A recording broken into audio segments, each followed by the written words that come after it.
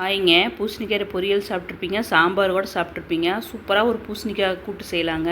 இது சாப்பாடு ரசம் சாப்பிட்டா சூப்பராக இருக்குங்க. அது கொஞ்சமாக தேங்காய் எண்ணெய் ஊற்றிடுங்க.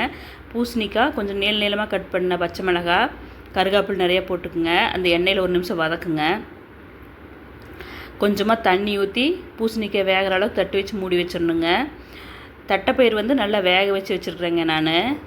தட்டைப்பயிறு இதில் சேர்த்துக்கலாம். உடம்புக்கும் ரொம்ப நல்லது இல்லைங்களா? நல்லா மிக்ஸ் பண்ணிடுங்க. நல்லா சேர்ந்து வரட்டுங்க. தட்டைப்பயிரும் பூசணிக்காயும் நல்லா சும்மா ஒரு 2 நிமிஷம் இருந்தால் போதும். நல்லா சேர்ந்து வந்துருச்சு. இப்போ தேங்காய் பால் எடுத்து வச்சுருக்குறேங்க.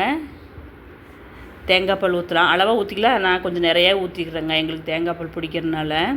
நல்லா மிக்ஸ் பண்ணிடுங்க. தேங்காய் பால் ஊற்றினதுக்கப்புறம் கொதிக்க வேண்டாங்க. உப்பு போட்டுருங்க. நிறைய கருவேப்பிலை போட்டுடலாங்க. கை நிறைய கருவேப்பிலை போட்டுருங்க.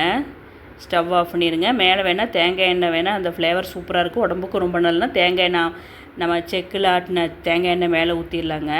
இல்லைன்னா இப்படியே கூட சாப்பிட்டுக்கலாம். கொஞ்சமாக சாப்பாடு போட்டு நிறைய அந்த பூசணிக்காய் கூட்டு வச்சு சாப்பிட்டா சூப்பராக இருக்குங்க. செய்யறது ரொம்ப சிம்பிளாக செஞ்சிடலாம். இந்த வெயிலுக்கு உடம்புக்கு ரொம்ப நல்லதுங்க. ட்ரை பண்ணி பாருங்கள்.